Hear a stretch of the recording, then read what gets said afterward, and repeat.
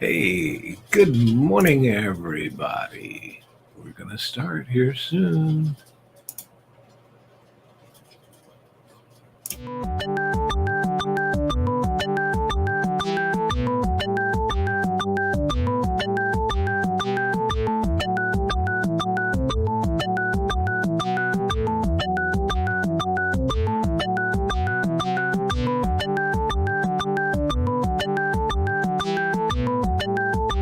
Seconds.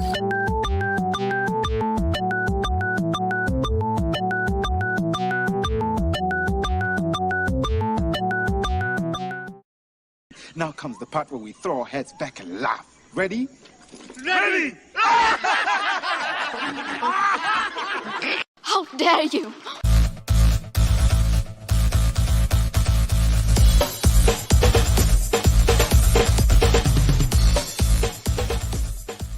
Welcome to Nevermind the Furthermore, your morning dose of creative conversation and coffee with your host, Brian K.Morris, independent publisher, freelance hybrid author, award-winning playwright, Facebook famous YouTuber, and former mortician's assistant.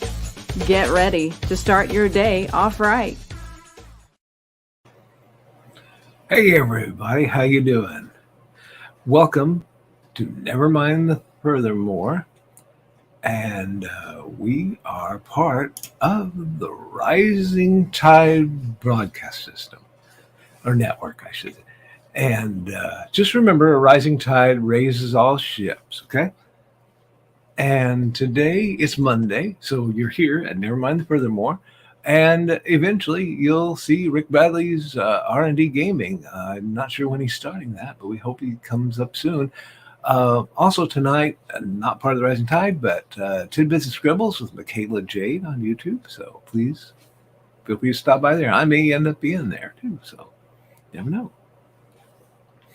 And let's see, I think we have a special guest today. Hey. He has no fez. Oh, get him off of there.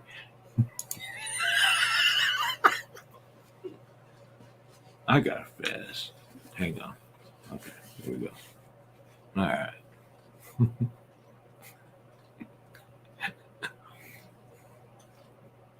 What's going on over there? He's putting on his tie. There he is. What, he's muted it. You can tell it's my show. I muted myself. Good morning. Good morning. How's everybody doing today? Oh, I'm doing well. And I want to thank everyone. Please thank Carl for taking over the show today and Friday when I'm on the road, because then you get at least 2 good shows this week. So, well, you get more than that. You get 3 good shows. Oh, that's true. That's true. I've got Eric and all those other guys helping on Thursday nights. We need another panel on imposter syndrome. I really, in all seriousness, I am contemplating that. We're going to bring back Clever Tile Pending one of these nights. Every time I think about it, though, something comes up. It's like, God, I'm liking my nights off. So, anyway. Yeah. All right. Well, Brian, did you need to get some coffee? Can't you tell?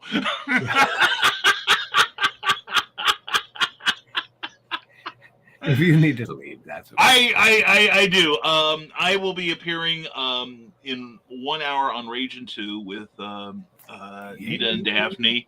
Yes, and Nita has already started posting. When she posted the first one about mangling my initials, she said, "Brian, I can refer you to my attorney if you're insulted." So I think it's kind of, and she's referred to me now as her favorite toy. So I think it's going to set the tone for what we're doing. Now, I do want everyone, though, in all seriousness, don't abandon Carl for me, for the love of God. Stick with Carl. You're going to have a great time. I promise. We'll do some weird stuff. I would hope so. My God, you've got a reputation. This show has, the show has a reputation you got to live down to. So. And I see people showing up, and I'm really grateful that you're all here for Karl. Seriously. Yeah. I appreciate it. The Nevermorians are out for one of their own. Wake up, everybody. That's right. Ted says, I'm awake. I'm awake. Better be. Good morning, Ted. Yeah. Good morning, everybody. I'm awake. So loose. Thank you, Glenn. Glenn B. Fleming. He's saying, hi, Brian. Saying hello to Ted instead. Yeah. I do know my coffee. Yeah. Everybody's saying hello to Ted. Yeah. Boy. Those Wow. sound like cool companies. Damn. Hey, Michaela. Hey, Michaela. We were just talking about you. If I sound funny, it's just because I'm hearing my own voice in these headphones. It's a weird sensation. Yeah. Yeah. Brian had to check his watch because, he and I were talking pre-show, and I nearly was late. But I saw the time coming up, and I didn't want you to be late, so that's why I bowed out. That's something. The reason. Here's a little glimpse behind the scenes. Thursday nights when we do Comic Book Spectrum, 7 p.m. Eastern, 6 p.m. Central. Always hashtag always promote. We generally get into these little conversations, and usually about 30 seconds until. And I'm not saying I'm blameless in this, but we usually say, "Hey, what do you think about the entire history of comics?" Or some sort of broad subject, and then we pounce on it like animals devouring raw meat. And I'm looking at like 2 minutes, and those little banners come down from Facebook. We're about to cancel your appointment, dude. Yeah. So I have to save it for the show, save it for and then we have to start the whole rigmarole. So there's a little glimpse behind the throne there, and the glamorous world of Facebook broadcasting and YouTubing. So for sure, there's all this secret stuff that goes on, the secret sauce. If only they knew. I know. He's been waiting. It's funny you were talking about that, Brian, because one of the times you had to leave early. I think you were playing with Calgon or something. Yeah. And so I went over to Nita's show, and I said, now I see where all of Brian's viewers went, because it was people that were watching your show, and then it's flipped over there as soon as she started. Wow. I'm like, you traitors. But I said, I said, hey, here's where all Brian's viewers went. And Nita was like, yeah. I got him. Yeah. I want him now. This is going to be a lively show at 11 o'clock. May God have mercy on my soul. You're going to need it because, thought it was going to be on Facebook. No, we got the keys now. So that's right. But look at his fez. He's got the keys. At least 3 of them, and the gears to use them. It's funny because one of them is a key to time, one of them is a key to space, and I don't know what the other one was, so maybe it's the key to in here. That could be. Yeah, I'm tired of picking the locks, so. I know. Talk about that. When I had to break in the first time to do the show, then I had to break into Ted's to do a show. I was like, I'm getting pretty good at that. You are. Oh, Glenn says hi to Michaela. Hi. And Nicholas says, good morning, Nevermorians. Apparently Brian got in the comments and chose violence. Yeah, let's you and him fight, sort of thing. My thing about wanting you to start on time. Slap. Hey, now, there is a video. I'm going to have to dig it up. Amy Hill recommended it to me. The lead singer of the group is like Peter Lovejoy or something like that. Because we were at SI Comic Con over the weekend, and one of the females was cosplaying this guy, and he stuffs his drawers. This YouTuber. Okay. And apparently, to amplify his lumps and bumps down there. Well, apparently, I see. She had a couple lumps too, but they were placed a lot more northward than his were. You know, kind of like Bob Seger used to sing about points of our own sitting way on high. You know, it was scary. Yeah, I've never, I never saw anyone that was cosplaying somebody named Peter that I was suddenly becoming aroused by. So that's like that funny story of my Donna's aunt and uncle. He put a sausage in his pants when they went out for the date. I mean, a big sausage, you know. I would hope so. And when she figured that out, she was like, dude, the good thing I like you, because, you know, that would have been a disappointment.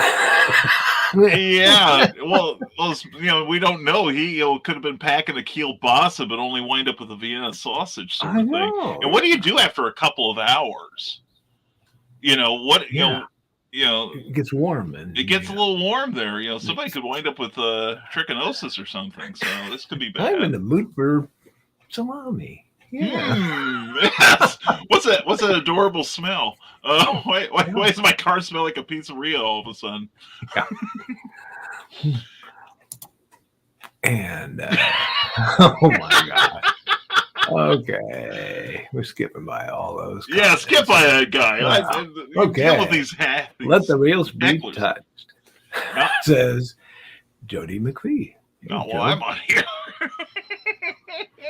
The rails will resume shortly, folks. Do not panic. Touch the rails, but you know, we're not well, it's that third one you got to look out for. Yeah, don't wet on that one. That's for sure. I know somebody that actually relieved himself on an electric fence in his youth.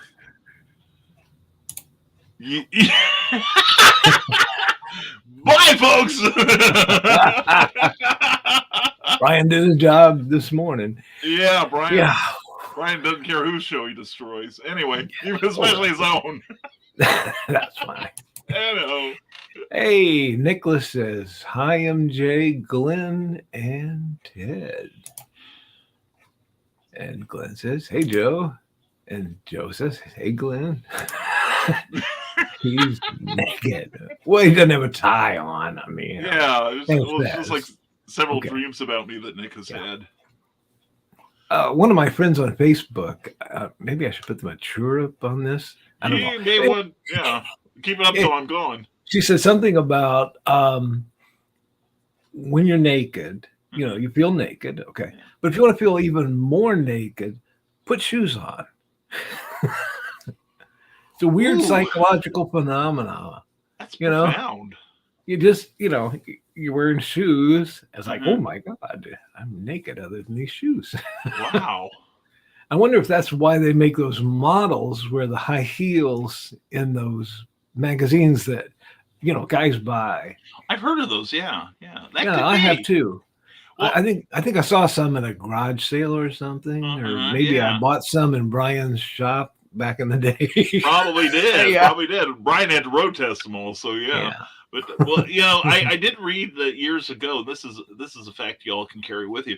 That you notice these films and they have like drape, you know, like cloth put over the furniture and stuff. And a lot of the models wear shoes, including the guys.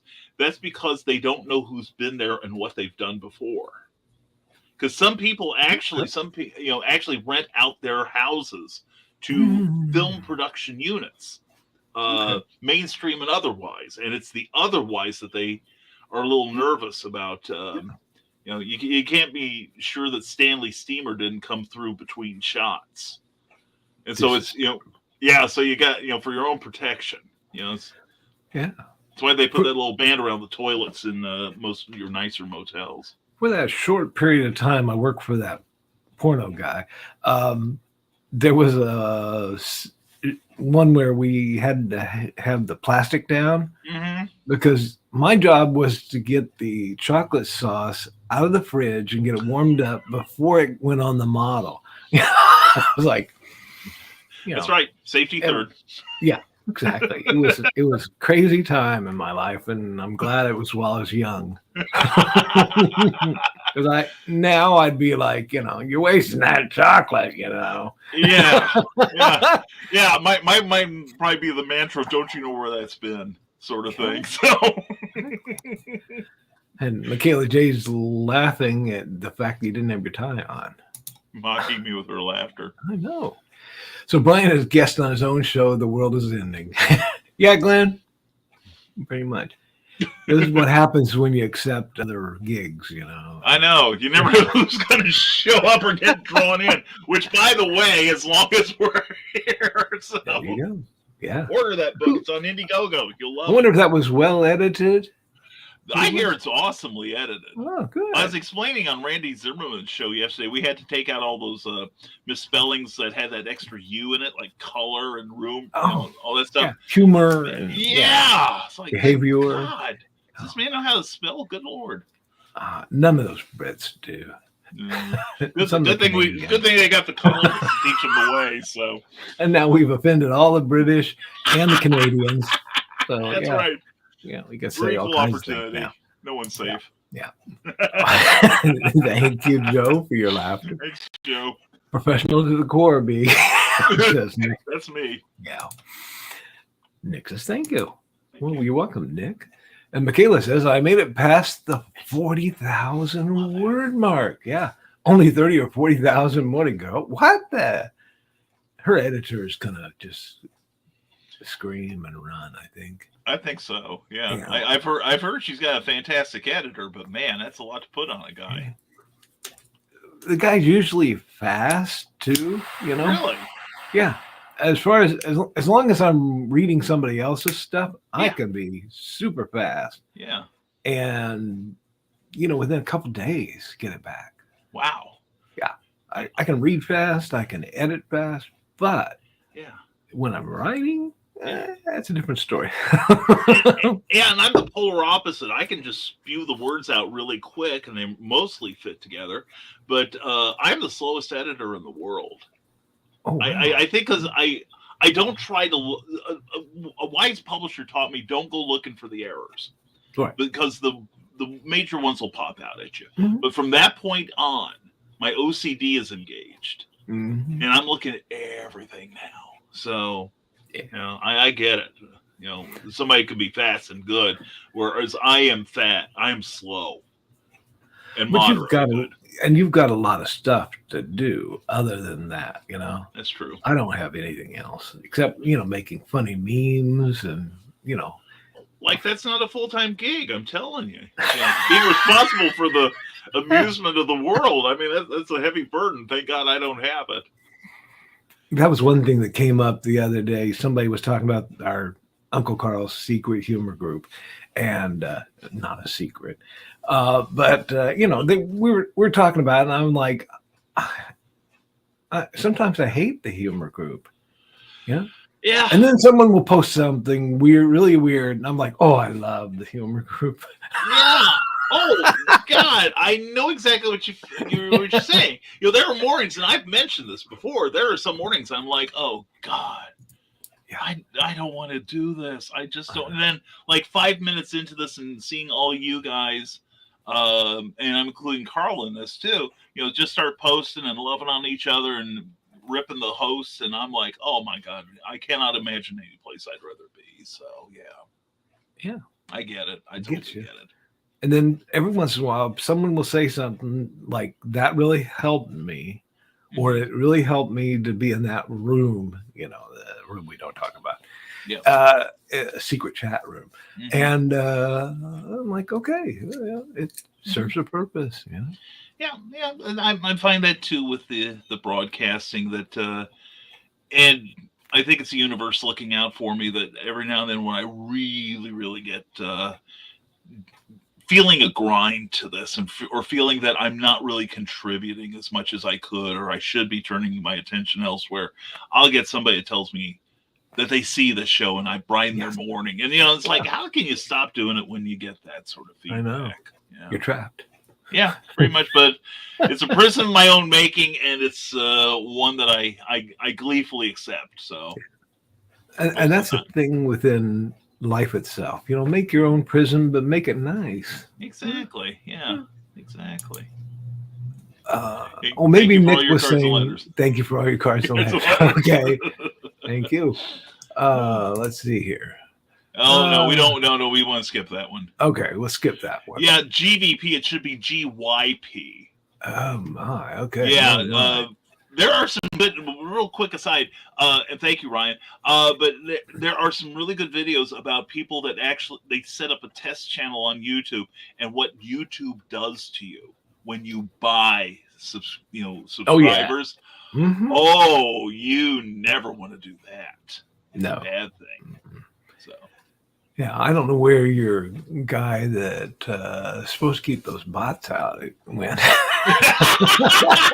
And I may have to do double duty this morning and feel for you. So. Oh, that's a Twitch guy. Oh, whatever. Yeah, Twitch. Okay. Ryan, thank you for sharing. He's good. No matter what we say about him, Ryan's just a good guy. He's terrific. And Joe D. McPhee says, I'm still an imposter? Why do you say that? Yeah, dude. You're going to have to explain. You got to explain. Justify this. Seriously, Eric. The Eric Hawkins. There is Eric Pro Hawkins Slayer himself. He did such a great job on the Mad Gasser cheerleader. Yeah. That is beautiful. Do I have a green screen on it? You must. You must. I was hoping I didn't. But, okay, it won't be a problem here then. Yeah. Oh, much better. He gave me a second picture. Okay, but first you'll have to unlock your device. Hey, Australian woman. Some Australian woman's broken into my house. Sounds I don't know. Anyway, so the Mad Gasser cheerleader returns is available on Lulu now, and since he gave me an orange one, I reused that. Excellent. And being a responsible author, I sent him a couple more bucks. Just I mean, he sent me 3 pictures. I'm not writing a third of this. It's gone. Yeah. Believe it. No, I'm not reading. No, wait till you read the second one, and you'll know why. Have you never seen a Frankenstein film? Oh, dude. I mean, they quit explaining how the monster survived after a while. It's like, oh, he's back again? Okay, fine, whatever. Let the show. Yeah. But thank you, Eric, for that. Thanks, Eric. And Ryan says, good morning, Nevermorians. Am I seeing double? Why are there 2 Brians? There never are 2 Brians. Never 2 Brians. No, don't insult Carl like that. No, I don't consider that an insult. Good morning, Carl and Brian. Hi, Teresa. Hope Albert's okay. Hope so. You pop in here anytime you want, Brian. No, you're doing fine. Please, okay. please carry on. Brian Permison says, breaking news. I created my link tree, so check out all my projects there. And there is the link. So either click that if you're on Facebook or if you're on YouTube, take a screenshot real quick. You'll have to cut our pictures out, but you'll have, the link anyway. Rising tide lifts all boats, even Brian and Carl. Thank you, Nick. Appreciate that. True. Oh, there's so many comments down here. I'm getting behind. Welcome. Yeah. Joe D. McPhee says, this is a better turnout than when I hosted. Well, you got to promote. Yeah. I was on Facebook this morning talking this up and posting everywhere. And I did a little, so... Yeah, that means you got to do it more often, Joe. Uh-huh. Yeah. People get used to you. You get certain fans that come in, just to see you. I don't have that, but, Oh, no, they're going to tune in this morning and say, man, half the show is really good. I posted to my group and said, why don't you come in and hassle us? So that's probably what we're going to get. We're going to get some harassment here later. I'm ready for it. I'm ready for it. I start the show being ready for it, and you guys never disappoint me. I'm so proud to say. I'm proud of you guys. Sometimes the pre-show is just off the rails by itself. It's a riot. People want to show up early for the pre-show. Oh yeah. Ryan says, hope you all had fun at conventions and sold tons of books. Did well. We were at SI Comic Con in Benton, Illinois on Saturday afternoon with Amy Hale, Kathy Jackson, a whole bunch of our friends. Heroes for Kids were there. Rick Bradley showed up. Amy Hale dropped by. And we did well. We sold books, and it was a good time. And thank you to Matt and Katie Wayman for having us. And I have told them that I will be back as long as I am able to get into a car and move my boxes in and out. So that's my spot. I get my own spot. It's mine. Yeah. Cool. Yeah. Joe says, I still have to watch the replay of Morning Motivations with Michaela Jade. I was doing laundry. I caught it just before this show, and Michaela was talking about people that have this TikTok challenge. Yeah. To buy a book on Amazon, I guess, and then return it to Amazon. And, if the author got money for that book, they have to give it back. Right. But I guess Amazon also charges you a fee or a fine or something for that. So you end up paying more for this non-sale of your book, which is going to kill their business model if they don't get over it. Well, the thing is, this is serious now, that Amazon was finding there were people that speed read books. Yeah. And they would buy a book like on Friday, have it finished by Saturday, and then return it on Sunday, which means they get the benefit of the book. It's the same thing as if you had Amazon Prime or whatever, and could borrow stuff, except you don't have it, and you're literally just borrowing that book and screwing the author out of royalties. So in all, I do rag on Amazon a lot because there is a lot that they do that isn't. They used to be our best friend. Now we a lot of us just kind of look at them out of the side of our eyes, and wonder what they're going to do to us next. Yeah. But this is one thing they did. And they also had to do something similar for the audiobook side of it, because people were buying audiobooks and then they didn't have a specific time when you could return them.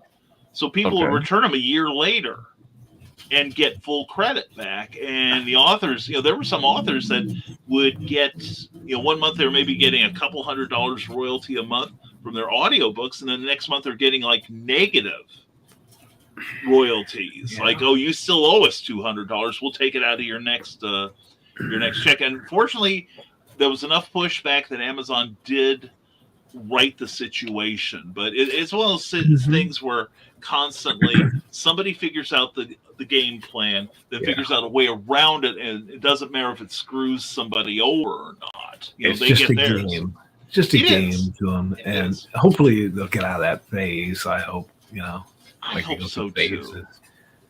Yeah. Oh, Michaela appreciates the promo there. Yeah. And Ryan says, in case you missed it, check out the latest episode of And I Quote with cosplayer and podcaster Willis Schuyler, and it was a good show. I saw that. It was a good show. Not just because I hid in the comments and made cracks. I'm so there then. I am so good. There. It was good. It was good. Uh-oh, says Mike Jimmy. Hi, Mike Jimmy. Hi, Mike Jimmy.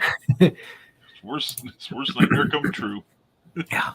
Ryan says, I'm grateful to this community, except Carl. Yeah. Oh! Well, it's okay. Don't be dissing a man here. I'm telling you. It's fighting words, Ryan. Just because I called him Ryan Persimmon.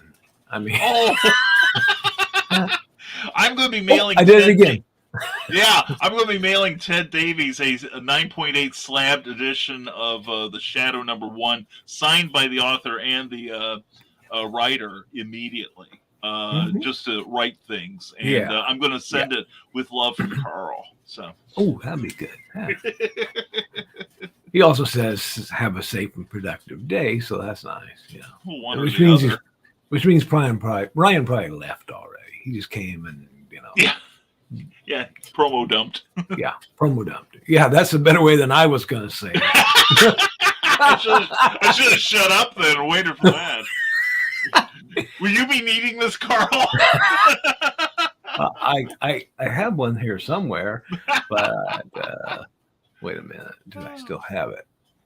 Hang on. Oh, no, it's not working. Oh, okay. Sorry. Oh, well. So, Mike Jimmy asks, are we sure we can handle this kind of crazy fez, man? Is the world ready? No, there's no preparation. No. And Joe D. McPhee is laughing his behind off. New rivalry was born. Oh, okay. Here you go. There's no rivalry going on here. No. Not with I only me. put on my fez because Brian didn't have his. And Yeah, I was woefully unfezed, so. And sometimes I just play with mine just to annoy the cat or whatever. I play with mine. Never mind. We did have sight of the rails, so. Mike Jimmy says, "What a time to be alive, Joe." And is that said with any sense of irony? Maybe he says, "What a time to be alive." What a time to be alive, Joe. In a world where the Fezmen take over, Yes. will the world be ready? And he's really rubbing it in there. Packing this wound with salt and lemon juice. Holy cats. Mike. Glenn says hi to Mike.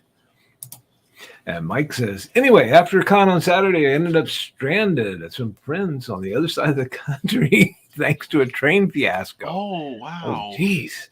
Oh, you I got poor home guy. an hour ago. Glad you made it home. On the other side of the country. That's not too far, really. We think in terms of America, you know. Yeah. If you were like from New York and you were stuck on the West Coast of California, you're like, oh my God, how am I ever going to get home? But you know, his country is probably like Indiana. Yeah, or Rhode Island. Yeah, you could have walked it. What's wrong with you, Mike Jimmy? Come on, get going. Rent a bike. And now we've offended his country. Yeah, really. You're on a roll here, Carl. Man, I feel much better about myself now. By the time you go to talk to Nita, there won't be. Yeah, you'll the United Nations will be passing a charter about you. So yeah. Another one. Another one, yeah, I know. I know. They're stacking up like cordwood now. But I see that now you've got a fight going with Glenn Fleming now. Yeah, Glenn keeps asking about his Rapa Nui book, and it is on my list. But these people keep giving me these novels they've written. They want me to edit it, and then they keep griping because I haven't finished mine. And then Donna says, "Well, if you published a book, have you done one of mine recently?" I'm like, "Yeah, a couple months ago." Yeah. No, I got to do another one. So put his poor Rapa Nui book down. Yeah. So I will read it though. Well, you see, Glenn, he'd have read it, but he heard I didn't edit it, so it's kind of like on low priority now. Just about. I'm taking the bullet for you, Carl. Thank you. That tassel's getting me. Tassel. I know. Yeah, I noticed yesterday on Randy's show that my tassel would like come forward. And I, without thinking, I was just like, like a Breck model, like a Breck shampoo model. You know, the hair goes back, and I did that a couple times, and it's like, oh my God, how used am I wearing this stupid thing now? Get into it, you know. Yeah. Well, I'll show off that I shaved today for you. I did too. Show, you know, since, all right, cool. Yeah. Do you use one of those freedom grooming things? No, I put on the shave gel, put a little on top, and shave, swipe, and I'm done. I got tired of cutting myself, you know. And I have to be careful. I've got a little lump on my head that I gotta be careful about. But once I'm past it, man, 0 to 60. Well, I did go with the freedom grooming thing. I thought, you know, all these videos you're seeing, you know, they look great. It looks like a great product. And I thought, well, you know, StreamYard was good. You know, I saw their videos and thought, you know, but the product's good. Sure. And so I thought, I'll try one. Okay. It is the greatest thing. Really? Yeah. I'll Yeah. have to look Because into it. 2 minutes and no cutting, and Oh, beautiful. you got to It's good. clean it out, of course. But Well, yeah, but still, that's nice, though. Yeah, That's you can nice. take those- I think I'll look into that. Thank you. they're like $50 or something. Oh, cheap. Yeah, and then you change the blades every once in a while. Mm-hmm. But you can get those in 3-packs, and I wait until they go on sale. So. You buy a gross of them. Yeah, I dig that. I dig that. Yeah. Oh. Okay, Jody McPhee, Desk of Small Press Publishers, is laughing and says, BK, I'm going to rant saying, leave my show name out of your mouth. I think there was more to that statement originally, but we're gonna forego that. Yeah, where's that squeaky toy? Yeah. Lonnie Johnson was so happy because he was with a guy who made faux swords, and the guy had also made like his version of the F-bomb. And Lonnie, said, "Look, I've got an F-bomb of my own." Threw it at me, and I said, "Mine squeaks," and threw it back. So. Yeah, I got it. Yeah. Primo toy. Got the Primo toy. Yeah, see, Glenn agreed with me. We're all picking on Netherlands now. Oh. Let's go blame. Yeah. Yes.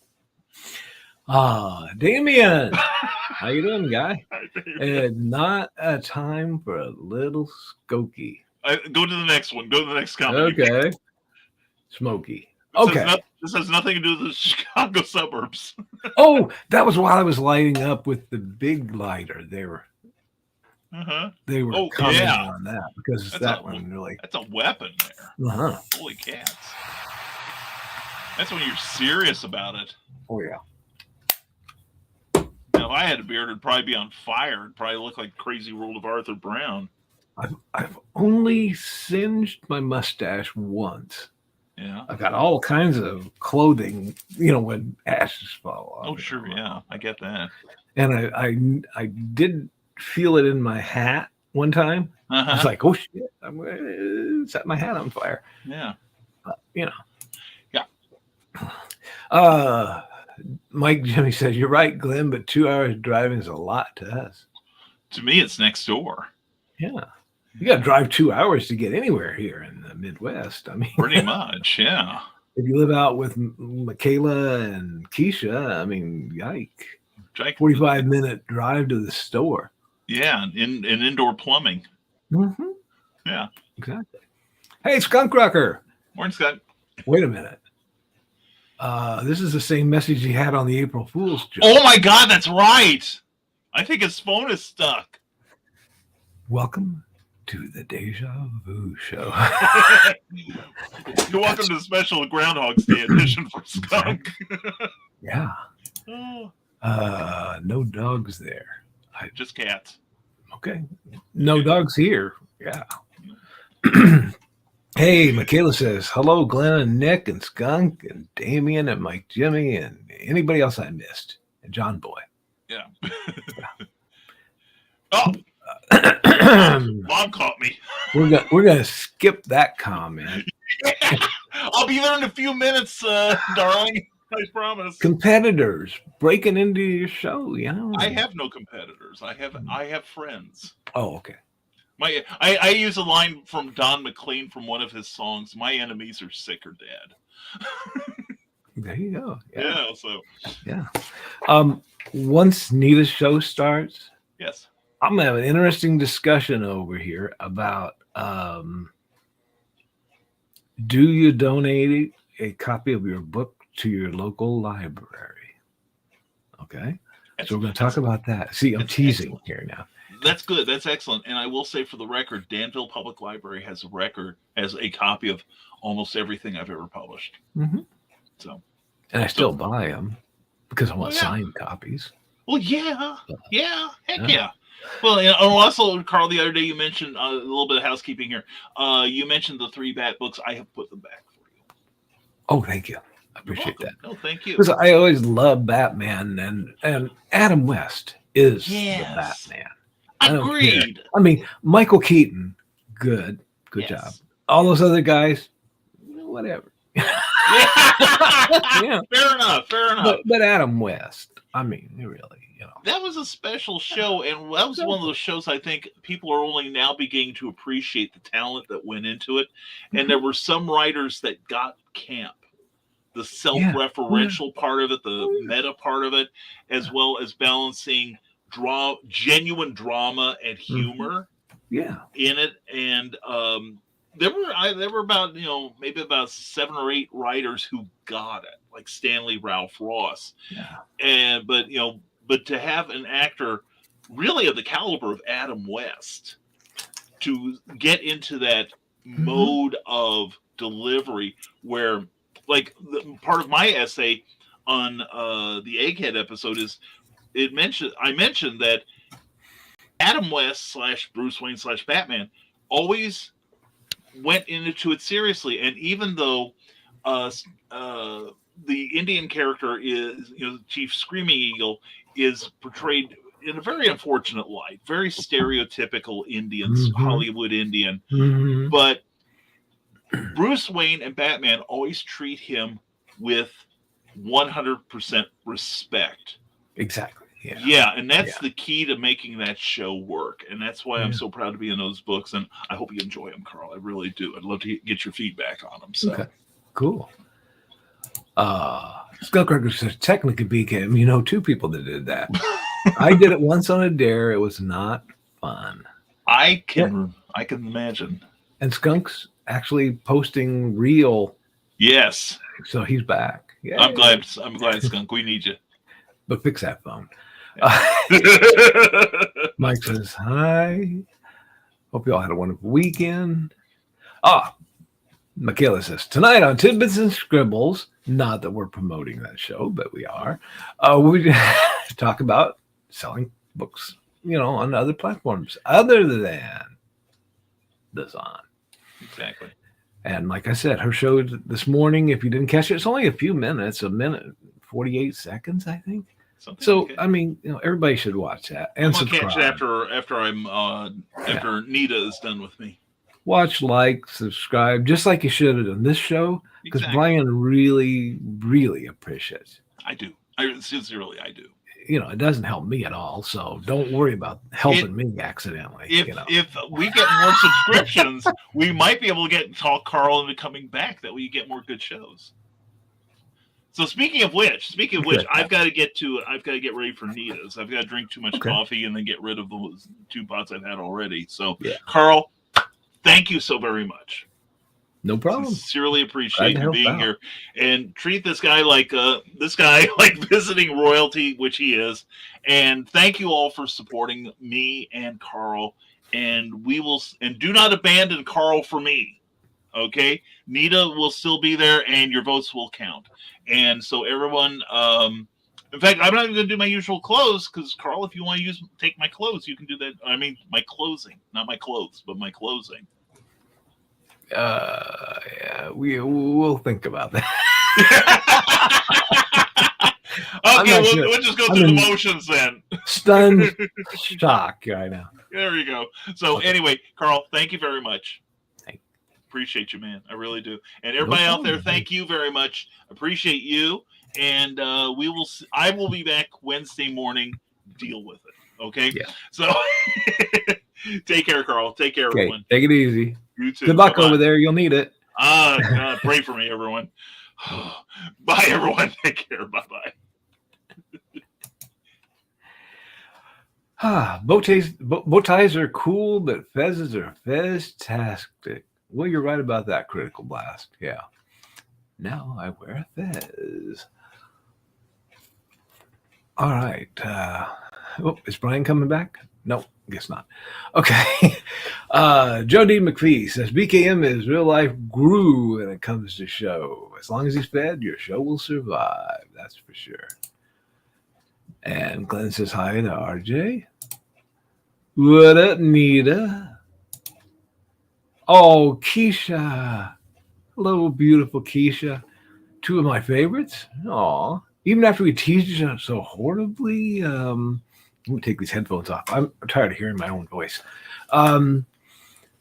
even after we teased you so horribly last night on Encrypted Crunch, you still love me. Oh, well, that's nice. And Critical says hi to Glenn. And Critical says this explains why Scarlett had my keep my socks on that one night long ago. Could be. It could be a thing. In Japanese culture, I guess you're not considered completely naked if you have your socks on. So that's why sometimes you'll see, some people will see those porno movies made in Japan and the guys still have their socks on. That's to get around some law they have over there or something. So, but it could be a psychological thing too. Who knows, you know. And Ace Bonnie, hey, how you doing? Says, I thought those guys read those magazines for writing a picture is worth 1,000 words. It's worth 1,000 of something. I'm not sure words is the deal, but okay. Critical Blast says, socks are still better than a mandatory bag over your head. That's for sure. Michaela says, when I worked as a stripper, it's true confession time today on Nevermind Furthermore, folks. But Michaela, I think she was more an exotic dancer, but she's saying stripper, so I'll go with that. We wore a band around our thighs to keep dollars in while we danced. Now, that's a good idea.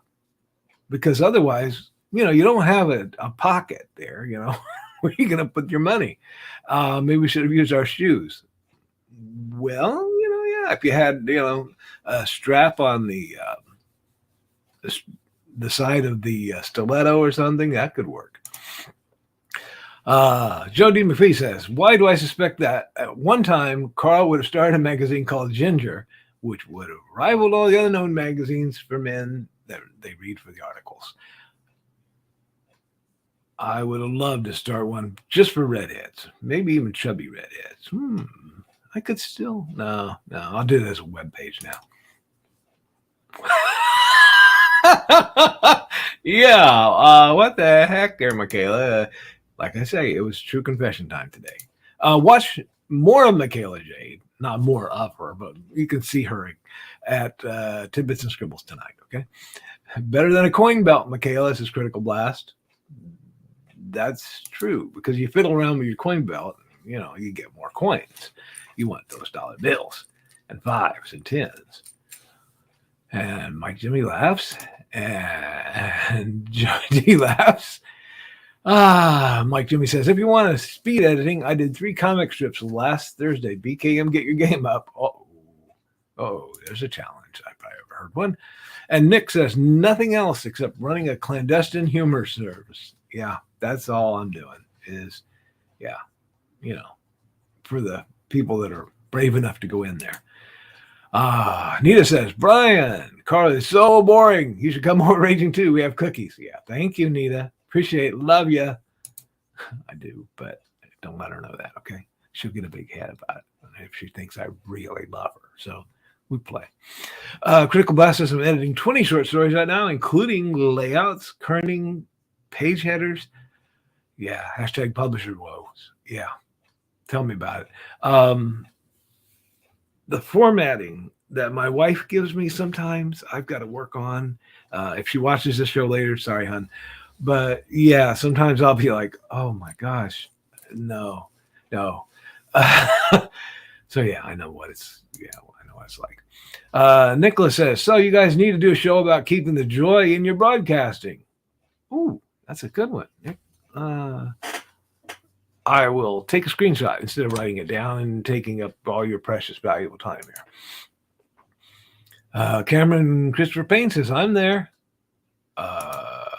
Respect my comic book elders. All right. I guess he's going to leave us soon and go over to watch Nita's show, but that's what happens.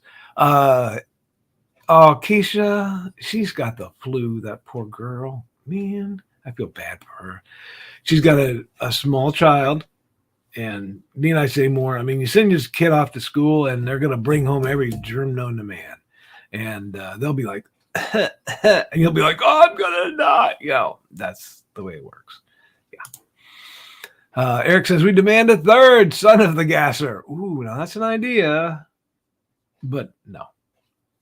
Next book is going to be about mysterious death on an Australian beach. I'll talk that more up as I get more written, more than just one page and a bunch of notes. Okay, we'll talk about it. That'll probably take me a year to get that one done. Glenn B. Fleming says, kerning, there's something that people won't know about. Yeah. How about your picas and M's, RJ? Yeah. He says hi to Ryan. Skunk Rocker says, I'm curious whether or not Brian picked up on what I was doing Friday, not the time loop. You figured it out easily. I meant the frequency. Yeah. I figured it was a broken phone or the fact that it was April 1st. You know. It was just a shock to see it again today. What? Michaela laughs at us. Hey, Sarah. I hope you got here in time to see Brian. And Glenn says hi to Sarah and Skunk. Facebook user, hello. We can't see who you are, but there is a place up in where you're watching the show, up near the top, where you can click and say, let StreamYard know who I am. And if you want us to know who you are, then you can do that. Joe says, he is having a bout and suffers from the syndrome, the imposter syndrome. Not sure if it's mostly ego getting hurt when others don't see the value in what I do, or just being overly hard on yourself or getting things done. It could be both. After you work for so many years in this field, you think I should have some sort of critical acclaim by now, or an award or something. And sometimes it doesn't come, and you get depressed about that. And I've gone through that. And now I'm at that point in my life when I'm like, yeah, whatever. I don't need an award. Just buy my book. Give me a couple bucks. Give me a buck. Used to have a guy around town that did that. He'd just come up and say, give me a buck. And people would do it. I don't know. Sarah says hi to Glenn. Pardon me. Nicholas says, hey, Keisha, I tried to watch the Haunted Objects episode of Cryptic Crunch, but that part of me that yells, don't go into the basement, short-circuited my brain. Yeah. It was weird and scary. And the part where, when someone said that they heard the heartbeat of the locket that Heather was holding, yeah. I think everyone's mind derailed at that point. It was not for the faint of heart. Of course, it's hard to scare me because I worked in mental health. So. Yeah. Once you've had a maniac come at you with a knife from behind your back and somebody push you down because they thought you were doing something to them and you weren't, you didn't even know they were there. And hardly anything scares you except real life people. Hey, Skunk Records says, Rocky, Adrian. Ragin says, Brian, Carl is ignoring me. No, I wasn't. Good afternoon, Radio Retro Future. Good afternoon. Where is he from? The other side of Mike Jimmy's country, probably. And Sarah says, Brad and Skunk. And Glenn says, Nita, oh! Quit it, Nita. Nick says, I get comment dumps from just commenting on this show. Yeah, you do. Don't worry, Nick, it'll stop. Since Brian goes over to the other show and, half our viewers abandon us to go see Nita, then we won't get any more comment dumps. We won't have to worry about that. Looking forward to this conversation Wednesday, Brian, says Radio Retro Future. Yes. And Nita says, your Supreme Leader will be held here. And she's giving the link. Okay. The pre-show that was suspended this episode, so you wouldn't start to. No, thank you. I appreciate that. I'm going to be back Friday, so if you want to go easy on me Friday too, that's great. If you don't want to, that's great too, because I'll be more in the zone then. This morning was kind of weird. Brian and I trying to split duties and all that good stuff. People do the same thing with audiobooks on Audible. Really? Audible allows that too. That's interesting. They shouldn't. I mean, after you've listened, well, I don't know if there's a way of telling if a person's listened or not. I have one place that I get books, maybe Barnes and Noble. You can, if you read more than 10 pages, it marks it and you cannot return it after that because it's kind of like a meal. If you just taste it and say, oh my God, this is horrible, take this back, get me another one, then okay, but if you eat the whole meal and say it's horrible, I want my money back. No, mister, not happening. And I think they do the same with their Nook books. Thank you, Glenn. I'm not invisible. No, you're never invisible, Nita. Kindle Unlimited is what you're talking about? Yeah. I don't know why people get in these phases, and it became a TikTok challenge, and they'll be falling off milk crates again before too long. Don't worry. And this is why Glenn's my favorite. Wow, Nita. Yeah. Sarah, several books aren't able to read with Kindle Unlimited. I'm not sure how an author can keep it from being available for only reading the books without buying them. Yeah, I don't know how you could do that exactly. Like I said, I think Barnes & Noble figured out a way to do it, that you can't read them and then return them. But I don't know. I'm not sure if you're saying, Sarah, that people could get a book and read it without paying for it, because I don't know that Kindle would allow that, because they want the money. They want their money. They don't care about the author's money, maybe, but oh, Skunk, I'm sure you're someone's favorite. Don't be like that. Hello, Jake. Why didn't the mummy take a vacation? He was afraid to relax and unwind. Okay, thank you. And Skunk says 90% of the group here would hit me with a shovel. No, I wouldn't hit you with a shovel. I don't think anybody else here would either. Fascination. Thank you, Ted. Appreciate it. You're my favorite, Skunk. Oh, see, Keisha says you're her favorite. So there you go. Yeah. And Glenn gives a love to the Raging 2 broadcast. Don't keep doing that. Don't encourage her, because she's going to steal all our viewers here pretty soon. And Michaela calls BS on Skunk. You're my favorite, and I'm going to fight Donna for you all the time. Well, oh, really? I didn't know about this. There must be something happening behind my back. Mm-hmm. Okay. Jody McPhee says, Nita is in here like how Mr. T on Rocky 3. She's going, hey, Carl, why don't you come over here? Come to Raging. I can show you what a real broadcast is like. And there she is, see? This is like this morning when Donna goes off for breakfast with her sister. The sister sends me a text the day before saying, tomorrow she's all mine. Good. Keep her a few more hours. Oh, Facebook user, is that Eric? This is it. The last few days to sign up before we go live. The Zombie for World of Oz number 4. Woo!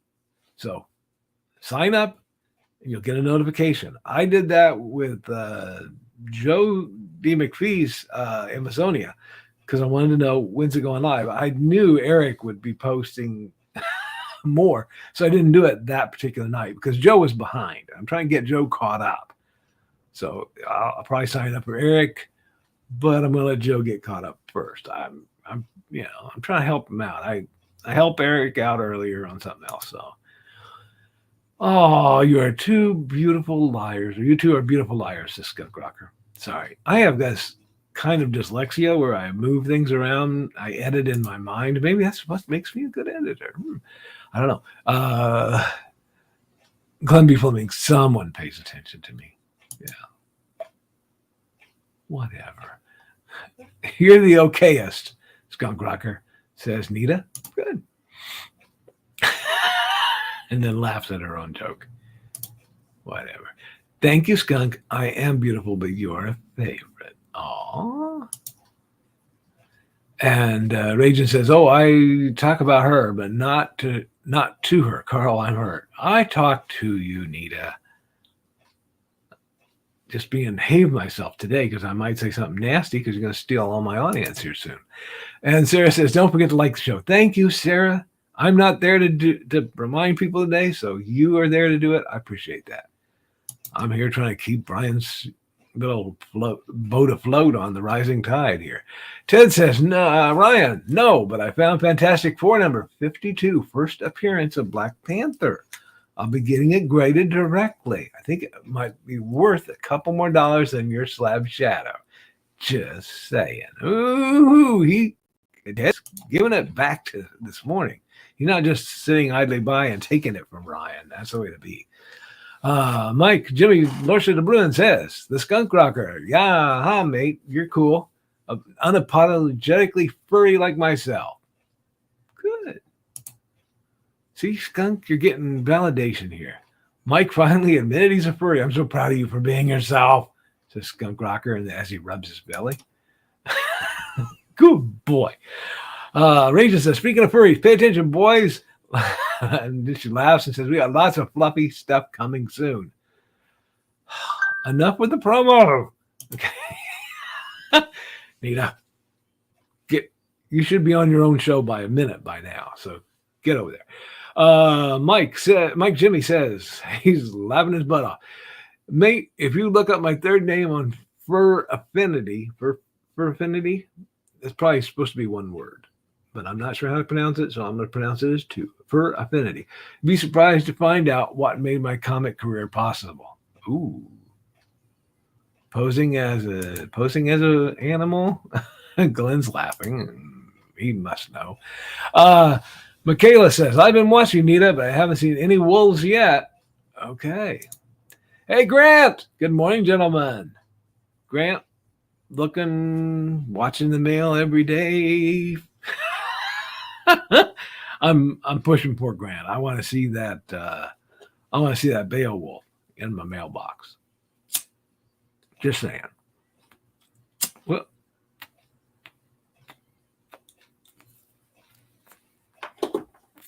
bring my flamethrower back out. Damien, says Glenn. Molly Daniels, good morning. I'm glad you survived the weekend. That's cool. Thank you, Grant, for recognizing me. Appreciate it. Yeah. Hey, John B. Pica, how you doing? And Glenn says, Molly. Glenn says, Grant. And he says hello back. And Grant says, I got the Arthur Brown reference, the inspiration for Alice Cooper. Okay, cool. I didn't. I'm woefully uninformed as far as music goes because I've got a hearing problem, so, going to be that way. John B. Pica saw Morbius Saturday. Oh, the movie Morbius. Cool. It's far better than the critics are making it sound. I'm hoping. I used to read Morbius in my youth before my mother took that one away and gave me Archie's instead. Whatever. Yeah, I used to read Morbius. And so I'm hoping that movie is better than the critics make it sound. And I'm hoping it's better than the trailer makes it sound because I wasn't really impressed by the trailer. Hang tight. At Michaela, the Furleys are coming. Oh, boy. Terrence, how you doing? If you let me know, I'm going to pronounce your name Rachel, but if that's wrong, let me know. Give me a pronunciation guide there. Brian, I'm sitting here at work with a friend of yours, Ron Hartkey. Good morning. And Brian was here and left. You probably saw him. I'm that far behind in comments. Okay, yeah, I know we're behind in comments because the indoor plumbing joke was made like an hour ago. But Keisha is saying we have indoor plumbing. Yeah, it's haunted, but they have. Skunk Cracker says, yeah, I got family in Pontiac. 45 minutes to get to civilization, another 45 minutes to get to the city. Yeah. I used to drive through Pontiac on my way to some of the Chicago offices I had to do in my late work days. Thankfully, I retired. Don't have to go through any city I don't want to anymore. Not that I didn't want to go through Pontiac, because I did. I had heard about Pontiac. I never went through it, so I made a special trip up that way. Nice little town. Nice little town, says a guy who just drove through. I mean, if you live there, it's probably different. John B. Pike says, a 2-hour drive is my morning commute. Yeah. He has to drive every day 2 hours to get to work. Critical Blast says, for real. Oh, he's asking a question. He's asking Nita, is that for real? Raging 2 Network. Oh, please, not in these suits, says Mike Jimmy. Okay. Grant says, hope everyone's having a wonderful Monday. Okay. And was a response to Sausage of Pants a while ago. Oh, okay. Yeah. Yeah, I don't know whatever happened to those folks, but I guess they got married together, so maybe she was impressed by, the salami he had shoved down his pants. Who knows? People do the oddest things. Deja vu, glitch in the matrix. Thank you, Sarah. The widest part of the Netherlands is 164 miles. Yeah, that would be a bit of a haul. If you're on one side of the country and you had to get to the other side, although Joe's still laughing. So, And Skunk says, to quote something that I say at, I'm not sure what TWE is. Family show. Yes. Gotta watch that, huh? Mike Jimmy says, you're correct, Nick Tockert. You can move any direction for 2 hours in the center and either cross 2 borders or end up in the sea. Let's not end up in the sea, okay? I'm glad you made it home. Yay for Batman, Sarah. Thank you. Nick, I think we all owe the library system so much because giving back to the system is a karmic necessity. Yes, sometimes you have to donate your book to the library. My thing is, okay, my library here will buy Stephen King books, okay? And they will buy Tom Clancy books, even though Tom Clancy isn't writing them anymore. But they will buy them. I think they could buy my book and have the Tom Clancy book donated by some person who read it, like myself, who actually donated some of his Tom Clancy books to the library. And they could spend the money helping the authors that are struggling to get started. That's my take, okay? So, yeah, I have not donated my book to my local library because they do buy a lot of books. I have, however, donated my book to a couple smaller libraries who I know don't have the money. So if you know your library doesn't have the money, it's nice, to pay it back and, and to do that. But, for the bigger libraries, no, I don't. I can't speak today for some odd reason. Okay, Ragin. On our show, there will be sex. Head over Ragin 2 for follow your sexy leader. Disclaimer, there's no sex. No, there isn't. No. If you went over there and you came back because, it's what you get, And that is nifty, Mike Jimmy. What, going into the sea? I hope not. This is going to turn into a 3-hour or more. I hope not. And Ted laughs at Nita. Adam West is the Batman of my childhood. Yes, John B. Pica. But Keaton was the first Batman of my adulthood. Yeah. I was a teenager, I think, when Adam West was doing Batman. But I appreciate the campy humor of it. That's just my style. So, I liked it. I thought, and then I had not read many Batman comics, but I've read a few, and I appreciated the lighthearted take on it. I really did. So, but Keaton just did a great job. And of course, he was the first, so, Mike Jimmy says, Raging 2 Broadcast Network. Now, that's something I hop over for, but I'm scared of or scared for BKM's performance. I don't know which. Yeah. And Nick says, I may have to switch over since the head of both networks I associate with are going to be on the same show. Yeah, it's tough, isn't it? Oh, well, I understand. I understand if everybody goes over there because I can leave early and have my lunch. Hey, I'm older. I like to eat lunch early. What can I say? Grant says, I hurt myself on my job on Saturday. Ow, I rolled over my foot with a speaker cabinet. Those are not light.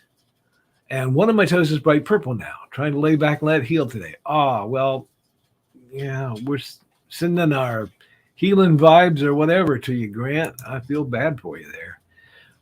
Sit back and do some more drawing there. Ragin says BKM gives an extra 10. We got some housekeeping to do unless you want the boring part. Oh, wow. There's a boring part to Ragin? I didn't know that. She just dumped her coffee. Okay, see? There's no boring part to Ragin. Abandon Carl. Thank you, Nita. I'm speaking directly to you now, Nita. How about that? No, you're not here. Anyway, yeah. Okay, so you want us to treat Carl like Archduke Ferdinand. I got that reference. Yep, I do quickies in the morning. Okay, skipping right over that. Okay.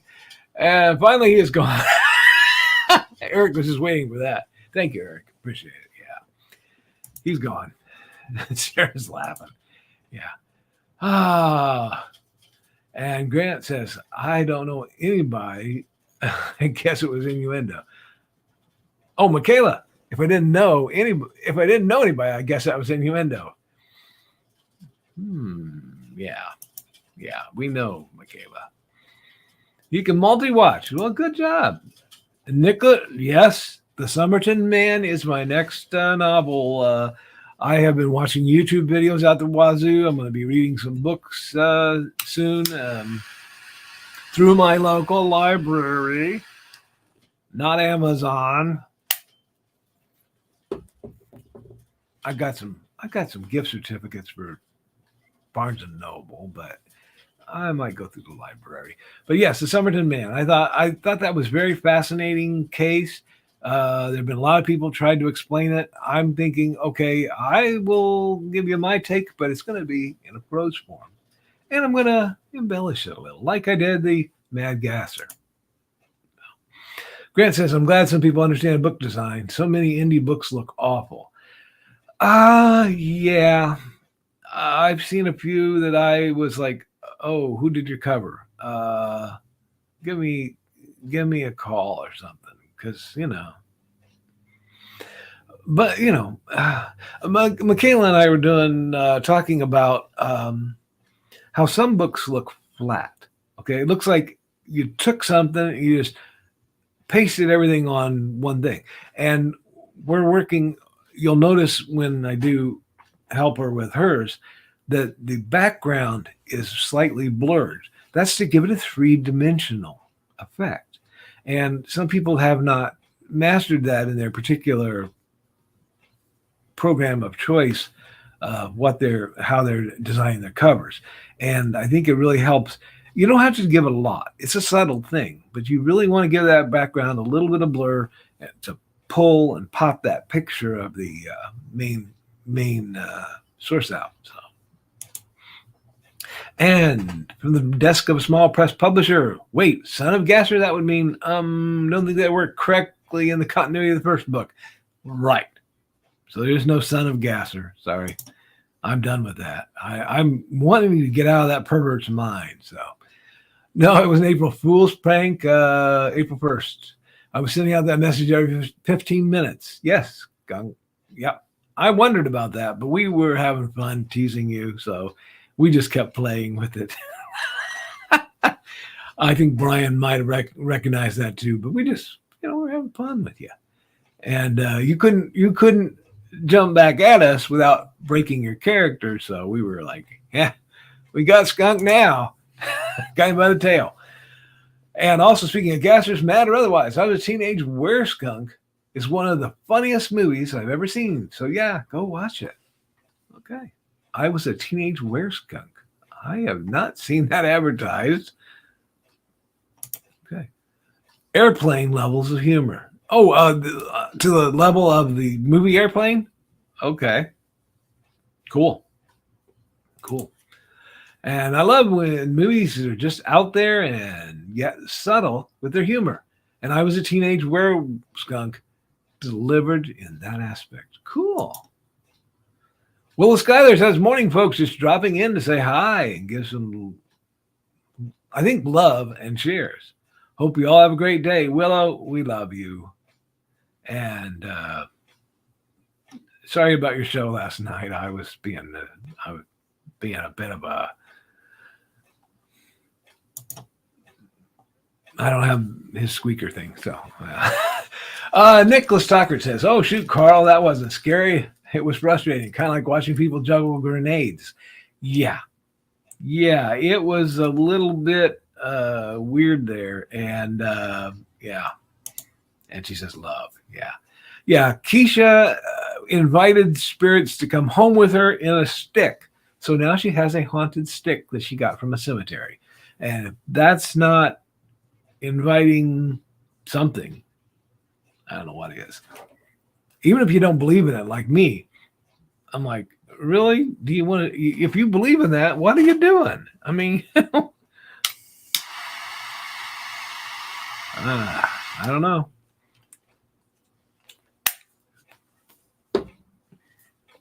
And yeah, I had to relight. I thought I'd leave Willow Skyler love on the screen because I might just leave it up there the rest of the show. No, I can't do that. Molly, hey Molly, she says Grant Glenn was thrilled to meet Rick Bradley and family on Saturday, and she saw Clyde Hall, but didn't realize it was him until he left. Oh no, really? Was he wearing a different hat or something? Or I know people do look different when you meet them in real life. They don't look two-dimensional like on your screen. You see that third dimension, and you're like, well, wait a minute. Oh, okay. Yeah. So, yeah.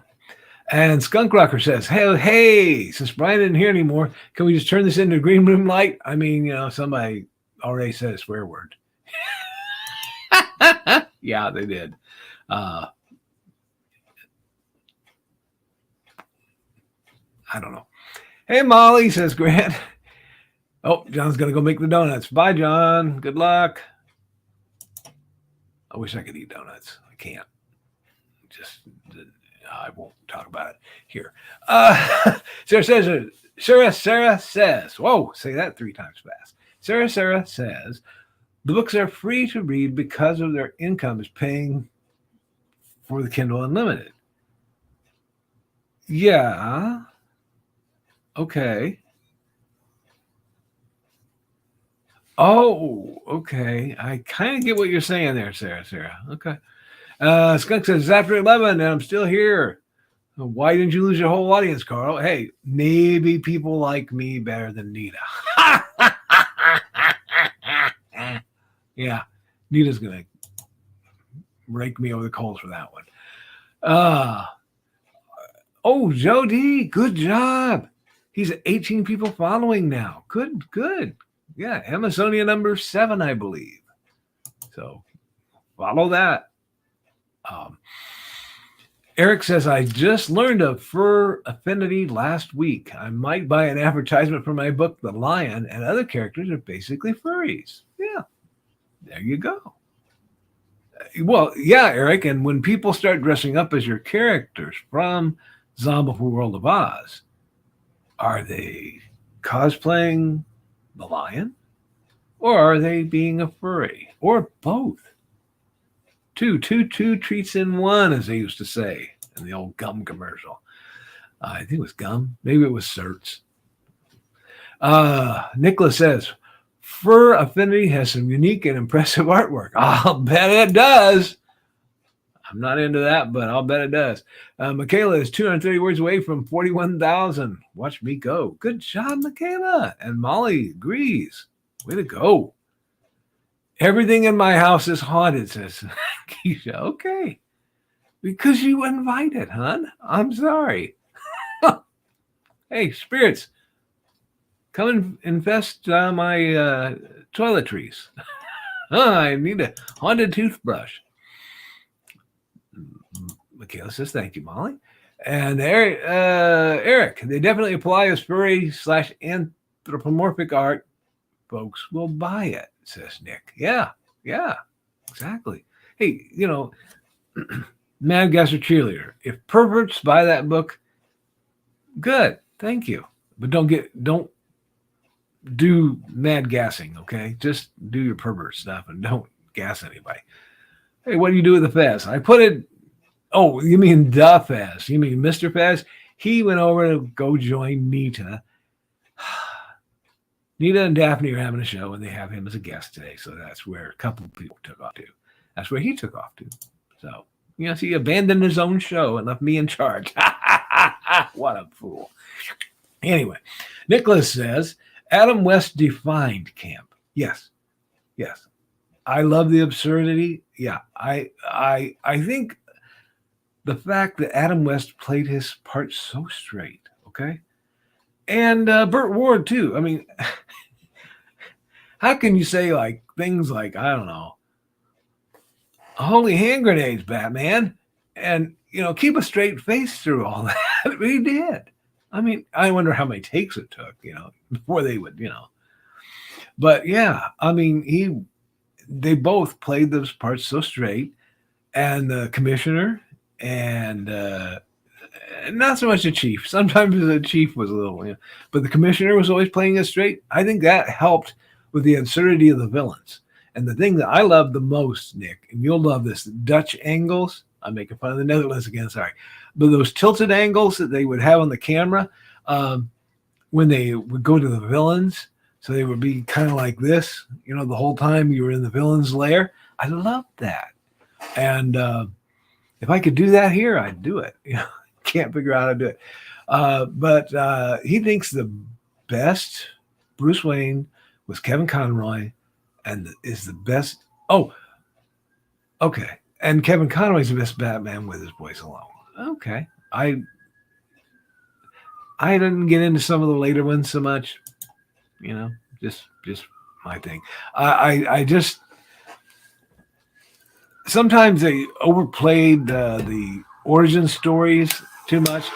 I'd just like to see one where, the villain and the hero were already established, and we're all, that gives you more time for the story of the actual crime and the actual fights and the actual everything else. So I'd like to have seen the return of some character whose origin story they'd already done, so we don't have to go through the whole dang origin story again, because, the real fans know the origin. And if you change it, they're going to be PO'd at you. And your non-fans don't probably care about the origin story. Sorry. You could go over it really lightly, but, Nick has his old cell phone running Rage, and I'm on the current cell. Well, thank you. I appreciate being on the current one. Yes. Good morning, Cindy. How you doing? We're going to have a short show today, Cindy, but you can still put some links up. Oh, yes, Nicholas. I just saw the BuzzFeed Unsolved episode of Somerton Man for the second time, maybe the third time. They did a good job. The two hosts, Shane and Ryan, are great. And they play things to comedic effect, which I like too. But they do some great research on that show. I was sad when they left it to start their own thing. I'm happy that the new thing's great, but I miss them on BuzzFeed Unsolved. I really do. Skunk says, no, Pontiac is a cool place. Technically, if you add up all the time I've been there, and I've lived there for several years. So cool. Yeah, I'm glad. Cindy Kep says, fun covers. So go over to Smashwords and look at that. Looking good on paper is another Brian K.Morris. Robots get stumpy. Check out Nicholas Anthony Tockert and see what he's got on Amazon. Michaela did it. 41,000 words. I did it. Good for you. Really. How she's writing while this show is going on, I have no idea. I can barely do the show, let alone no, whatever. Eric says, oof, Brian is finally on the other show and they dropped 5 viewers right away. Oh, they lost 5 viewers? Or we lost 5 viewers? No, I think they dropped 5 viewers. Yeah. New tale from the Decaverse coming soon. That's John B. Pica. Thanks, Cindy. He left, but he'll appreciate that, I'm sure. And I'll thank you for him. Molly Daniel says, woohoo, Michaela. Dastardly dingoes limit their color palette. Ooh. Conversations with nerds on nerd culture.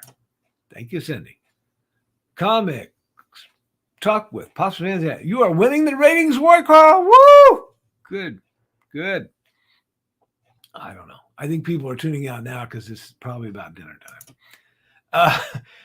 Skullcracker says, Carl, yeah, the movie came out in 2016, so you wouldn't have seen advertisements for it recently. Oh, okay. Well, that makes a lot of sense. Okay. I didn't hear about it until a friend of mine showed me the trailer. Well, I will have to look that up. I'm sure that there's probably some clips, at least on YouTube. Maybe I could find it through IMDb. If you don't know it, folks, imdb.com has a thing where you can look at a movie and then you can say, show me a movie or a TV show and say, show me where this is going to be next.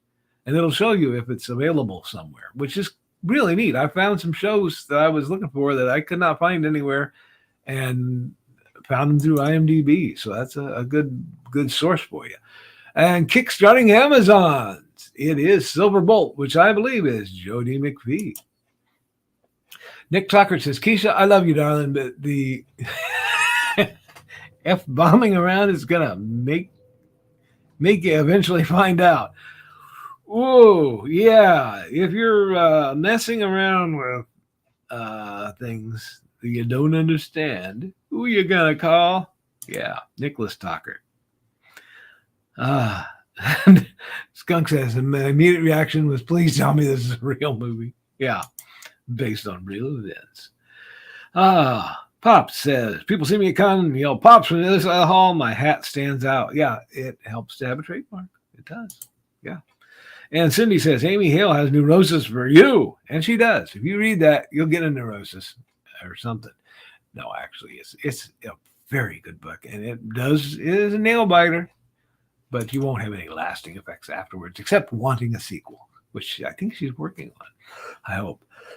Pardon me. Cindy says, Warriors have great covers. Thank you. Thank you, Cindy. I appreciate that. That's a compliment. And there's fantastic words inside the Warriors, too, so you should read it don't buy it just for the covers. Buy it for the words. But you can look at the covers. They're nice. And Geeky Fun throughout the Midwest is Quad City Con-Com. Quad City Con-Com. Wow, see that? See that 3 times fast. Nicholas says, we could just share a screen and comment on the rage, and we should. If I could figure out how to do that, we would so Mystery Science Theater them. I'd need to figure out how to do that. Molly says, regarding Clyde, I was busy with a customer and he was at Kathy Jackson's table. Oh, and Kathy didn't say, hey, have you met Molly yet? No. Saw the Comic Book Spectrum logo on his tee just as he and his wife left. Oh, man. Well, you'll meet him again. I'm sure. Syndicate says the Hysterical Fencing Guild, 7 p.m. Central on Friday nights. That's right. Historical and hysterical. Both. It's 2 treats in 1 again. See? We're into that theme. Pop says, sad to hear the passing of Art and friend David Fott. Please keep his family in your thoughts. Yeah, I heard about that last night. It's too bad we didn't have that idea already, Nick. I know. Yeah, we thought about that. Could have done that. It would have been great for Carl and you and all of us to riff on the Raging 2 episode. Yeah, that would be fun. Make fun of them behind their backs. Oh, Grant burned his bacon. I'm sorry for distracting you. I think it was probably he didn't want to get up with a sore toe. And making fun of Brian live. Yeah. Cheerleaders are a gas. Oh, thank you, Cindy. Appreciate that. Yeah. And you know, the secret is it's not really a cheerleader. Oh, you got to buy the book to find that out. Okay. It's bad enough. It's turkey bacon. Oh, burnt turkey bacon. I'm sorry, Grant. Oh, I'm feeling the same way Nick was feeling about Cryptid Crunch last night. I'm going to be sick. Okay. All the crumbs are sold out, but a lot of other cool stuff over there on comics-related madness. Go check it out, everybody. Get all the hybrids. Luke Stone Studios. Molly says, Grant, what was your first? That was your first mistake. Yeah, turkey bacon. That's for sure. And Keisha had to head out, pick up the daughter from school. Have a lovely day. You too, lovely Keisha. Even though we probably missed you, it was probably from half an hour ago. But have a good one, okay? Zombies are all over Oz. So check it out. Comixology. Eric S. Hawkins. Yeah. Nick, I love the colors. Some of those wild colors they pulled in. And even on early color television sets, which weren't the greatest on color, you know, they were good. Watching those episodes now, that color pops out on those modern sets. And yeah, those Dutch angles where you just look at the villain and they're like,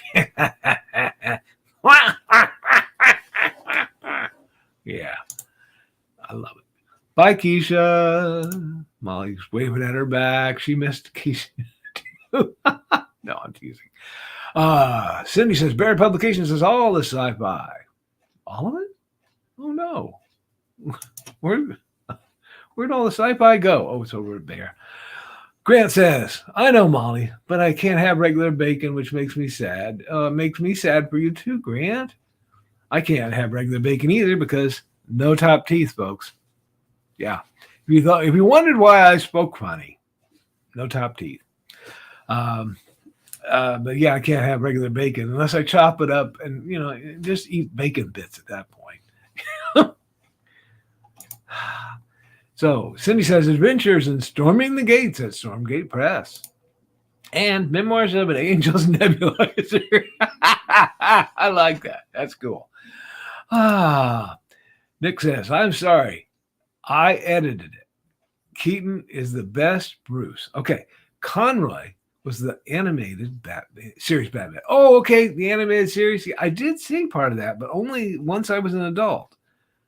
I don't know if it was created when I was an adult, you know, and I was like, animated, but I watched it. It was pretty good. Roll Cruz does animalized art and his own book, Callie. Check it out. Ooh, my cat might think I'm calling him. Callie. City Cap says, detailed discussions of Job? Is the Job? Okay. Detailed discussion of Job and how to help the hurting. Victoria Adams. Okay. And Trolls Are Heroes too. Check it out on Amazon. S.L. Rowland. Yep. Nicholas says, way to celebrate your accomplishments, Michaela. That is so important. Yep. It is. 16 people liked your video. I think you're doing great. Oh, well, thank you, everyone who liked it. Appreciate it. Like it for Brian's sake, not for mine. If you don't like me, that's cool. You know, not everybody has to like me. I'm not that kind of person that has to have it, you know. But please like it for Brian's sake because he's trying to build this channel. Poor Brian. Give till it hurts because Brian needs your help now.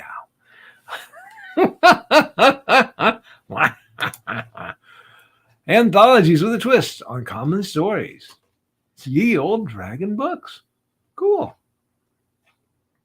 I learned a little something. Ye was the Y was an abbreviation for TH.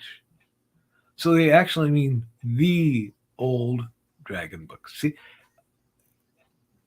But, you know, people today don't know that ye actually means the. But, you know, it's fun to throw it around. Oh, thank you. I'd rather be at Carl's stream than Nita's. He's awesome. Well, thank you. Thank you, Jake. Appreciate that. Michaela says, it really is, Nick. If you don't celebrate the small stuff, the big stuff doesn't seem as important. The big stuff's important too. Okay? Never lose sight of the forest for the trees. Okay?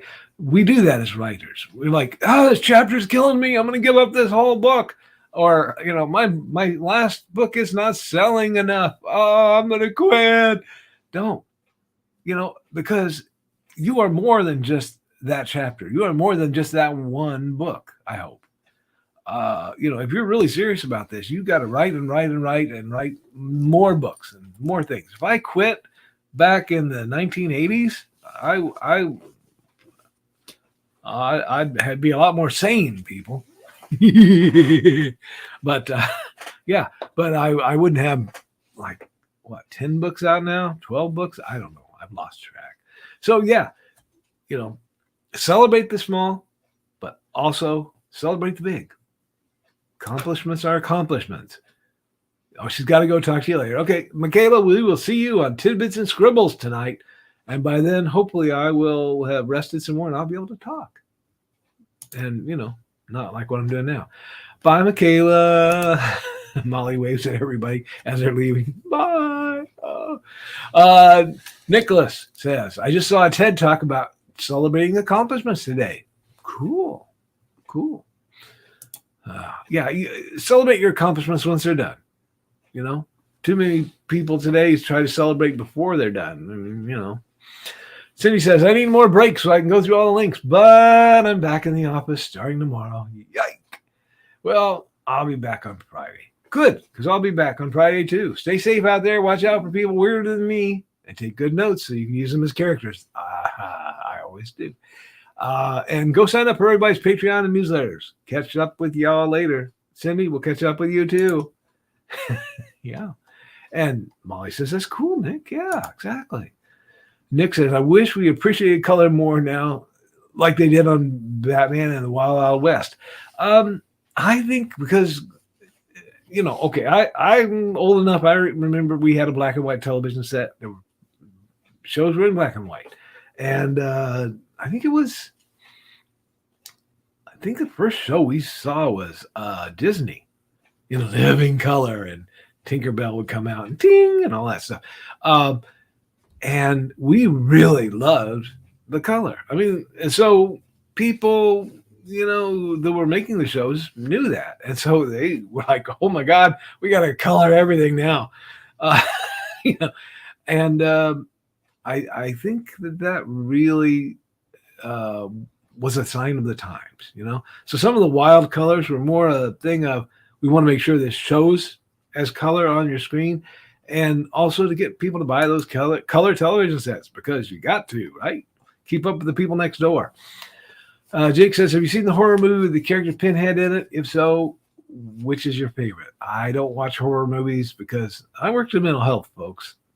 I lived horror movies. So, I've had a guy that looked a really scary guy, okay? Really scary looking, okay? Come up behind me with a knife. And one of my coworkers says, oh, here, let me take that from you. And I was like, turned around and like, holy crap. He looked a little like, Jason Voorhees or something, Yeah, he was a scary dude. Or maybe Chucky. Yeah, he had a rough life. And yeah, he was scary. Crom is a troll. Maybe not a hero. Okay. I'll take your word for it, Pops. You'd know him better than we would. And Skunk Rocker says, Jake Lindsay doesn't realize there are more than one horror movie with a character named Pinhead. Oh, okay. I didn't watch any of them, so I wouldn't know either. So thank you, Skunk, for pointing that out. Pop says, listening to both of you is like being in the green room, both of you talking at once. You meant when we were together here, or you're listening on your other device? Don't listen to Ragin. Nita was being mean to me earlier. Toddy lip. Go for the sympathy angle. Pinhead from Hellraiser, I mean. Okay, Cool. Okay. So to answer this question, Puppet Master 3, that's the first one where the puppets kill Nazis. Well, if you're going to be a weird animated puppet, probably, infested by demons or whatever, if you're going after the Nazis, yeah, okay. I'll catch you a break for being a demon-infested puppet, whatever. I don't know what that Puppet Master might mean something totally different because I don't know what I'm talking about. I'll shut up now, Skunk. Oh, wow. All of Cindy's crochet comms were claimed off the campaign. Yeah, I saw that the other night that she had done some great crochet work and they were like snapped up just like that. So people, if you go over to Kickstarter or Indiegogo and you're thinking about a campaign, jump on that stuff because, as soon as it goes up for sale, 2 minutes later, it's all gone. So, don't be one of these last minute people like me. Nita says, Brian is so much happier with us, Carl. Get off this right now, Nita. Or we were going to come and we're going to give you the Mystery Science Theater 3000 technique or the Aunt Jemima technique. Those of you who watch Stripes will understand that. Only us old guys. Pop says, Brian loves to be interviewed. Nothing he likes more than to talk about himself. Pops fires his first shot with that one. Could be true, but, how can a guy with imposter syndrome? Whatever. Skunk says, okay, so you're specifically talking about Hellraiser. In that case, Hellraiser 3? He loves the Borgesque pseudo Sibonite designs. Okay, cool. That movie is nettle, man. Yeah. And why did the Hellraiser series go to space? No idea. Folks, please be sure to like, share, and subscribe. Thank you, Nicholas. I appreciate you saying that because do it for Brian, please. Grant says, hey, have you ever read the Puppet Master comic, Skunk? My friend Sean writes it. Ooh. He says, oh my God, Grant, yes, I'm still mad. I'm still so freaking mad. You can tell Sean to finish that missing issue because that still angers me. Ooh, missing issues, yeah. That, Molly says, yeah, the first time I watched Wizard of Oz, I thought the color had gone out on our television. Mom assured us it had not. Yeah, it starts in black and white, moves to color to make that artistic expression. But yeah, you could be like, what the heck? Because in those days, things didn't tune themselves. You had to walk to the set and change the channel with a knob. Okay. We didn't have remote controls except our little sister. And then there was this little knob behind the knob that you had to turn to get the fine tuning in. And sometimes the color would go in and out, based on that. And you'd think, what's wrong with this TV? No, it's just being artistic. Skunk Rocker says, oh, wow, you just opened the wound. I'm just so angry right now. Uh-oh. I shouldn't have said anything. Yeah, sorry, Grant. Yeah, eat your turkey bacon and behave, Grant. Though some shows don't need color, says Nick. Dark Shadow, yeah. The Black Flame overexposed candle still touches my heart. Yeah, just for that, I'll do it here.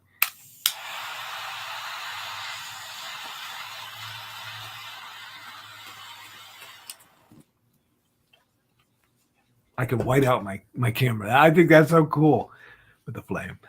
Yeah, Nick, I don't know if you know or watch Alfred Hitchcock much, but Psycho was made in an era of color movies. And Hitchcock chose to do it in black and white because they thought maybe the sight of the blood going down the drain would be too much for people who were red.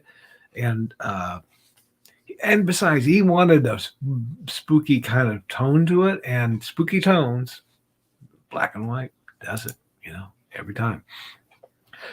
Skunk, if you want me to get anything signed for you, just let me know. Oh, seriously, he has a missing issue of that comic. One of the storylines has 3 of 4 issues. The 4th issue never came out. He just moved on to a different storyline. Ouch. Ouch. Where's the missing issue? Yeah. I got issues about issues now. Right now, Pops has both windows open. Okay. Oh, okay. He'll ask about it. Cool. See, get right to the source here. Glad you remind me of that. And Jake says, when Nita said you were ignoring her, she's ignoring her comments. Carl's way better. Oh, thank you. I'm not way better than Nita, but okay. I'm glad you think so. Well, sadly, I can't get anything signed. I had to get the comics digitally because I can't find them in print anymore. Oh, man. Then that missing issue really is an issue in that case, you know. Shall we raid Raging 2? Hey, feel free. Raid. As soon as you guys are gone, I can close down the show and have my lunch. So go, Pops. When this show is over, sure. Okay. Yeah. This show is over anytime you guys quit talking. So it's cool. Which song from Wizard of Oz is your favorite? Okay, Jake, I'm going to spoil it now, and you won't like me anymore. I don't like Wizard of Oz. So I don't have a favorite song because I just don't like it. I don't know what it was. Maybe it came out at a time for me when I was old enough that I didn't appreciate it, you know. But I don't like it. So maybe it's the flying monkeys. A lot of people got traumatized by flying monkeys, but I don't think so. I just didn't. It didn't catch me. All right. And Skunk says, "Damn it, Grant, I'm gonna be thinking about this for the rest of the day." Ding dong, the witch is dead. Oh, okay. Molly is saying that was her favorite song. Okay. And Skunk says his favorite song was Great Gig in the Sky. Oh, wait, no, that's Dark Side of the Moon. I get those two mixed up. I heard the lion suit in Wizard of Oz was 200 pounds. Imagine running around with that much weight in an outfit. I can't. That would be like carrying another person with you. Wild. Okay, folks, that's the last of the comments. Thank you very much.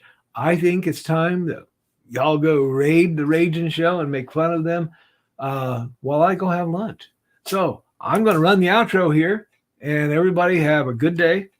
And Brian would tell you to wash your hands. Well, I'll tell you to wash your hands too because, you know, I'm germphobic, and I hate I'd wash my hands 50 times a day. So when the CDC came out and said, you know, wash your hands 30 times a day, I was like, what, I got to cut down? What? That's a problem with having a mom as a nurse. You know, it's it's what you get. I got to take that down. And the guy playing the lion was only 125 pounds. Wow. Okay. I'll bow out so you can catch lunch. As always, you're the best. Oh, thank you. Love you, buddy. I love you too, Grant. Take care of that toe for us, okay? And Molly was traumatized by the book.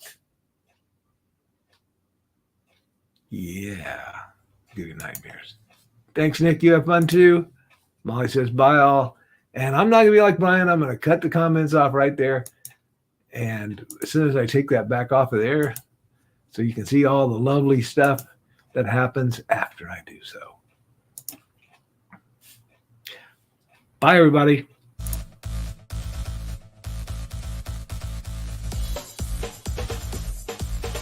Thank you for watching Nevermind the Furthermore, a Rising Tide Broadcast Network production.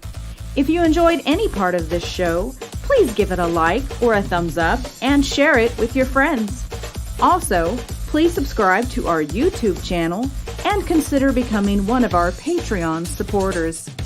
Thanks again, and we'll see you next time on Nevermind the Furthermore.